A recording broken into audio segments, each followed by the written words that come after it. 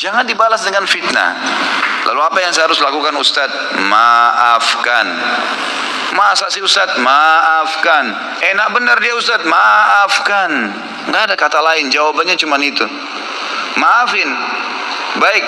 Lalu dia bagaimana? Sudah enak-enak berbuat fitnah saya, sebarin saya. Allah ada.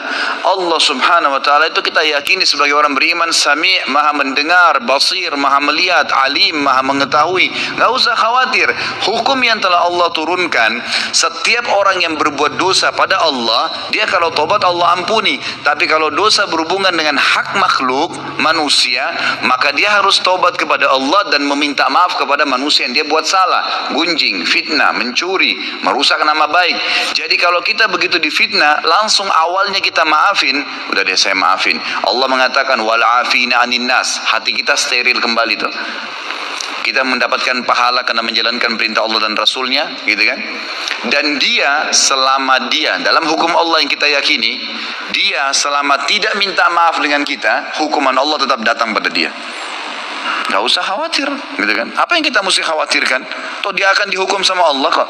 Orang tadi yang menendang kucing dengan menganggap oh kucing ini gak bisa buat apa-apa, pasti Allah SWT datangkan hukumannya. Jadi kalau antum tiba-tiba jalan baik-baik saja, sepatunya baru, jalannya bagus, tiba-tiba keseleo, coba muhasabah tuh. Biasanya kata ulama, Allah subhanahu wa ta'ala pada saat mendatangkan sebuah hukuman kepada seorang hamba, itu Allah lintaskan di benak dia dosa yang dia lakukan. Subhanallah. Misal ada orang tadi keselio, pada saat dia keselio, aduh sakit, itu terlintas pada saat itu atau beberapa saat setelah itu, apa yang menjadi penyebab dia keselio. Kalau dia jeli, dia bisa tangkap tuh. Oh ternyata dulu pernah ada orang yang saya tendang nih, pernah mencuri sepatu, pernah apalah gitu kan, pelaku-pelaku yang dilakukan, maka datang hukuman tersebut. Orang kalau masuk rumah sakit tiba-tiba, kemudian dirawat di rumah sakit selama 3 hari harus dirawat, demam berdarah atau penyakit apa saja, ya. Kemudian dia pada saat sakit, pastikan kalau dia peka, kalau dia kembali kepada Allah, dia bermuhasabah, ya Allah ini apa penyebab dosa saya bertobat sama kamu, kalau seandainya ada perbuatan salah, itu pasti terlintas di benaknya apa penyebabnya tuh. Misal tiba-tiba dia teringat, oh dulu pernah dia minum khamar, oh dulu pernah dia buat sesuatu yang haram, terlintas tuh istighfar kepada Allah, gitu kan? Seperti itu. Jadi hati memang betul-betul dikatakan sini mahkota. Dan saya lupa ya, saya tidak tahu apa saya pernah sampaikan di pertemuan lalu atau sebelumnya tentang masalah bagaimana hati itu, teman-teman sekalian, betul-betul harus disterilkan. Seperti sebuah ruangan yang steril sekali, hati itu.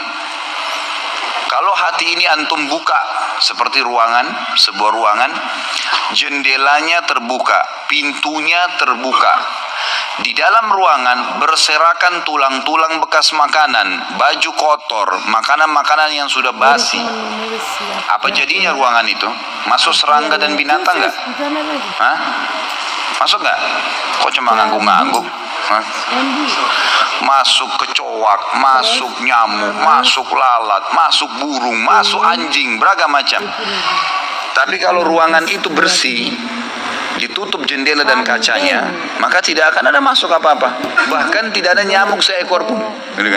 Ruangannya bersih, steril, dipel, disapu, pasangin AC yang bagus, kacanya rapat, pintunya rapat. Teman-teman bersolawat, maksud dari Ustadz Khalid Hasan kita itu jadi orang harus membersihkan hati ya. Hati kita harus bersih dari sifat iri, dengki, dan hasud, hasad. Kita nggak boleh memiliki sifat-sifat itu, dan kita harus sering memaafkan apabila kita disakiti sama teman ataupun saudara. Kita harus memaafkan agar hati kita plong dan hati kita selalu bersih ya teman-teman.